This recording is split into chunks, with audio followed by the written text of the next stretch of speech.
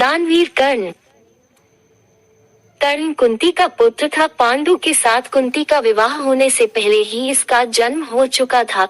लोक लज्जा के कारण उसने यह भेद किसी को नहीं बताया और चुपचाप एक पिटारी में रखकर उस शिशु को अश्वन नाम की नदी में फेंक दिया था। इसके जन्म की कथा बड़ी विचित्र है। राजा कुंतीभोज ने कुंती को पाल पोस कर बड़ा किया था। राजा के यहाँ एक बार महर्षि दुर्वासा आए, कुंती से उनका बड़ा सत्कार किया और जब तक वे ठहरे उन्हीं की सेवा शुश्रूषा में रही। इसकी इस श्रद्धा भक्ति से प्रसन्न होकर महर्षि ने उसे वार दिया कि वह जिस देवता को मंत्र पढ़कर बुलाएगी वही आ जाएगा और उसको संतान भी प्रदान करेगा। कुंती ने नादानी के कारण महर्षि के वरदान की परीक्षा लेने के लिए सूर्य नारायण का आवाहन किया।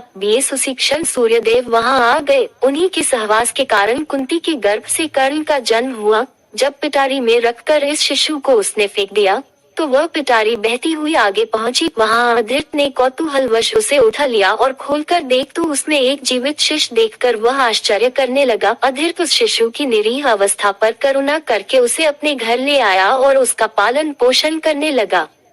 उसने उसे अपनी संतान समझा। बालक के शरीर पर कवच कुंडल देखकर उसको और भी अधिक आश्चर्य हुआ और तभी उसे लगा कि वह बालक कोई होनहार राजकुमार है। उसने उसका नाम वसुसेन रखा। वसु का अर्थ है धन, कवच कुंडल रूपी धन उसके पास था। विधाता ने ही उसको इसे दिया था, इसलिए उसका नाम वसुसेन उचित ही था। वसुसेन जब कुछ बड़ा हुआ तो उसने शास्त्रों का अध्ययन करना आरंभ कर दिया। वह सूर्य का उपासक था। प्रातः काल से लेकर संध्या तक वह सूर्य की उपासना ही किया करता था। दानी भी बहुत बड़ा था। उपासना के समय कोई भी आकर उससे जो कुछ भी मांगता वह बिना हिचकिचाए उसको दे देता था। अमूल्य से अमूल्य वस्तु से उसको मुंह नहीं था। उसका गौरव तो दानवीर कहलाने में था और अपने कृत्यों से उसने वास्तव में यह सिद्ध भी कर दिया कि वह दानवीर था। उसके समान दानी कौरवों और पांडवों में और कोई नहीं था। उसका परिचय तो हमें उस समय मिलता है जब इंद्र ब्राह्मण का वेश धारण करके उसके पास उसकी अमूल्य निधि कवच कुंडल मांगने गया था। उस समय कर्ण ने देवराज का स्वागत किया था और सहर्ष अपने कवच कुंडल उतार कर दे दिए थे। दान करते समय अपने हित या हित विचार वह नहीं करता था। यद्यपि सूर्य भगवान पहले उसे मना कर चुके थे कि वह इन कवच कुंडलों को किसी को न दे, लेकिन दानवीर कर्ण किसी याचक को निराश करके वापस लौटाना तो जानता ही नहीं था। कर्ण के इस साहस के कारण ही उसका नाम वैकर्तन पड़ा था। यदि इस कवच कुंडलों को वह नहीं देता तो कोई भी योद्धा उसे युद्ध में परास्त नहीं कर सकता था। इंद्र ने अर्जुन के हित के लिए ही इनको मांगा था, क्योंकि इनके बिना अर्जुन कभी भी उसे नहीं हरा सकता था। फिर भी उसके इस अद्वितीय गुण से प्रभावित होकर इंद्र ने उसको एक पुरुषघातिनी अमोघ शक्ति दी। उस शक्ति से सामने का योद्धा किसी भी हालत में जीवित नहीं बच सकता था और उसको कर्ण ने अर्जुन के लिए रखा था।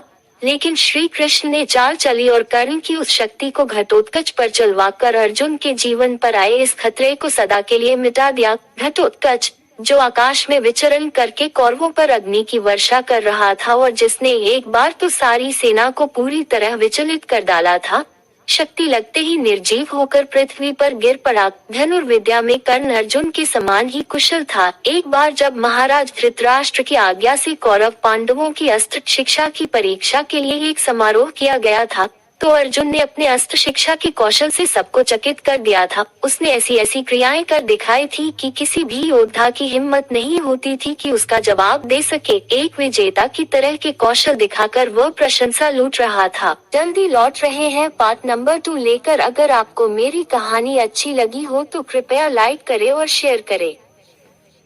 हमारे चैनल पर बने रहने के लिए चैनल को सब्सक्राइब करें और बेल आइकन को ऑल पर क्लिक करें, ताकि जब भी वीडियो अपलोड होगी उसकी नोटिफिकेशन तुरंत आपके पास पहुंचे। हमारे चैनल पर बने रहने के लिए धन्यवाद। जय हिंद, वंदे मातरम।